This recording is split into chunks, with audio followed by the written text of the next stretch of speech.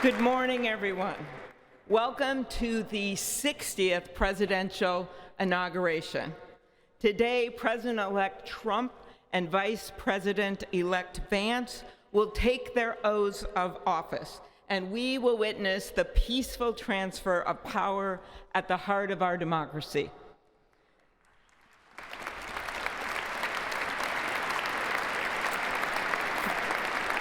For the past year, I've chaired the inaugural ceremony committee, which includes the leadership of Congress from both parties.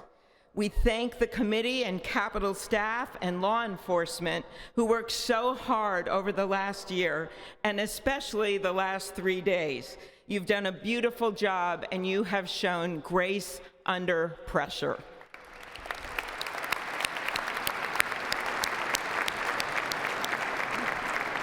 Our theme this year is our enduring democracy. The presence of so many presidents and vice presidents here today is truly a testament to that endurance. We welcome President Biden and Dr. Biden. We welcome Vice President Harris and Doug Emhoff, President Obama, President Clinton and Secretary Clinton, President Bush and Laura Bush, Vice President Pence, Vice President Quayle and Marilyn Quayle.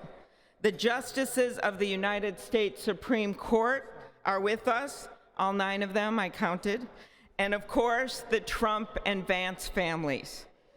This ceremony marks what will soon be 250 years of our democracy. It is the moment when leaders, elevated by the will of the people, promise to be faithful to our Constitution, to cherish and defend it. It is the moment when they become, as we all should be, the guardians of our country. Through war and peace, through adversity and prosperity, we hold this inauguration every 4 years, and today it falls on Martin Luther King Day. A further reminder that we must strive to uphold the values enshrined in our Constitution, the freedoms, the liberties, and, as is inscribed on the entrance of the United States Supreme Court, equal justice under law.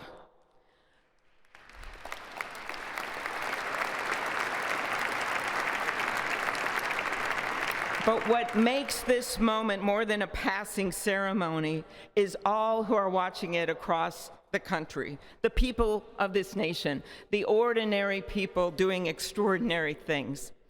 President Kennedy, who at one point worked as a senator in this building and would often walk through this very rotunda, once said, "In a democracy, every citizen, regardless of interest in politics, holds office. Every one of us is in a position of responsibility."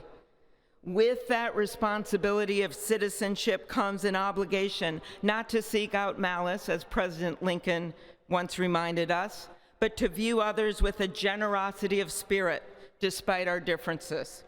With that responsibility of leadership comes an obligation to stand our ground when we must and find common ground when we can.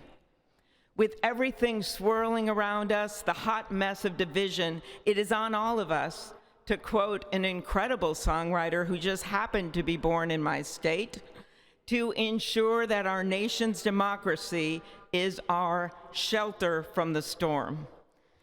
There's a reason this ceremony takes place at the Capitol. In other countries, it might be in a presidential palace or a gilded executive office building. Here it is traditionally held at the Capitol, the People's House. It is a fitting reminder of the system of checks and balances that is the very foundation of our government, 3 equal branches of government. That is how, for nearly 250 years, our great American experiment, grounded in the rule of law, has endured. So, as we inaugurate a new president and vice president, let us remember that the power of those in this room comes from the people. The construction workers who build our country, the teachers and healthcare workers who nurture us, the troops defending our freedoms, and yes, the firefighters in Los Angeles putting themselves on the line for us.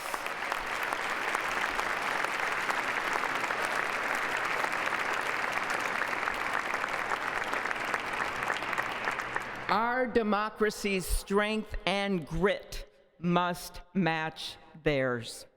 May God bless our nation. Thank you.